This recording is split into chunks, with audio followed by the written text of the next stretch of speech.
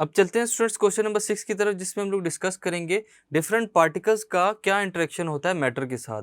Alpha beta gamma particles कैसे interact करेंगे matter के साथ, आइए इनको डिस्कस करते हैं। सबसे पहले बात करेंगे अल्फा पार्टिकल्स की। अल्फा पार्टिकल्स जब भी सॉलिड, लिक्विड या गैस के थ्रू पास होते हैं स्टूडेंट्स, तो वो एनर्जी को लॉस कर देते हैं, लूज कर देते हैं। ये क्यों होता है? जब एक्साइटेशन और आयनाइजेशन होती है एटम्स की मॉलिक्यूल्स के साथ मैटर के अंदर, तब ये हमारे पास प्रोसेस अकर होता है।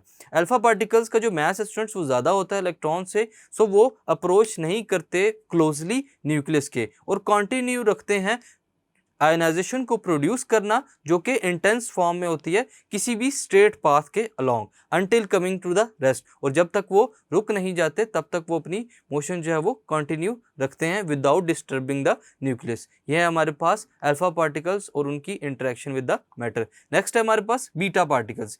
Beta particles students less ionizing होते हैं as compare to alpha particles, और जो मोर इजीली डिफ्लेक्शन होती है स्टूडेंट्स कोलिजन की वजह से, वो बीटा पार्टिकल्स आसानी से अकर कर सकते हैं as compare to alpha particles. Hence the path followed is not straight but scattered. और ये हमारे पास ऐसे पार्टिकल्स हैं जो कि टारगेट से टकरा सकते हैं और टकराने के बाद अपने पाथ को चेंज भी कर सकते हैं, स्कैटर्ड हो सकते हैं। The density of the material affects the range through which a beta particle will travel. जो डेंसिटी होती है किसी भी मटेरियल की, अगर वो ज़्यादा होगी तो बीटा पार्टिकल्स पर ज़्यादा इफेक्ट होगा, अगर कम होगी तो उनका इफेक्ट डिफरेंट होगा। सो अगर हम लोग मटेरियल की डेंसिटी की बात करते हैं स्टूडेंट्स, तो वो उसके ऊपर डिपेंड करता है कि बीटा पार्टिकल्स की रेंज कितनी होगी। Alpha and beta particles both radiate energy as x rays photon.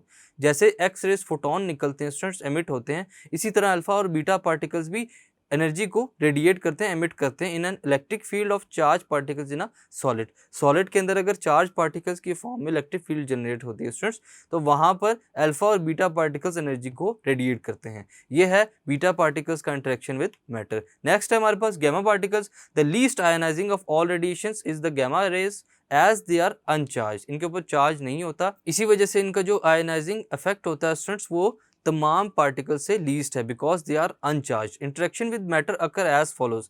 कैसे होगी? जब एनर्जी हमारे पास लो होगी, लो एनर्जी का मतलब है 0.5 मेगा इलेक्ट्रॉन वोल्ट। जो डोमिनेंट प्रोसेस होता है स्टूडेंट्स, वो फोटॉन्स को रिमूव करेगा बीम से, जिसको हम लोग कहते हैं फोटो इलेक्ट्रिक इफेक्ट। और यहाँ पर जो गैमा रेज है वो बहुत ही इंपॉर्टेंट फैक्टर जो है वो प्ले करती हैं।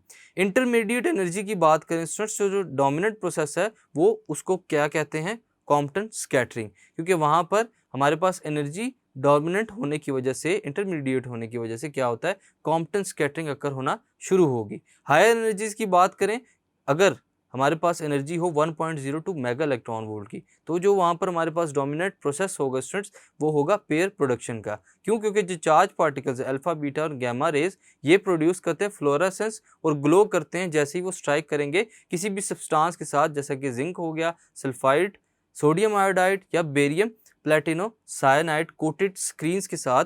जब भी वो टकराते हैं स्टूडेंट्स, तो वो ग्लो करना स्टार्ट कर देती हैं। ये है हमारे पास गैमा पार्टिकल्स की interaction with the matter. Next है हमारे पास neutrons. They are extremely penetrating and to stop its movement it has to collide directly with the nucleus और सम अदर कंपेरेबल मास। ये हमारे पास एक्सट्रीमली पेनिट्रेटिंग होते हैं स्टूडेंट्स, और इनकी मूवमेंट को स्टॉप करने के लिए क्या करना पड़ता है? इनको डायरेक्ट न्यूक्लियस के साथ कोलाइड करवाना पड़ता है, या फिर हमारे पास इसी कंपेरेबल मास का कोई भी ऐसा एलिमेंट हो, कोई भी पार्टिकल, जिसको हम लोग टारगेट करवाकर इसके साथ इंटरेक्ट करवाकर क्या कर सकें? स्टॉप कर सकें।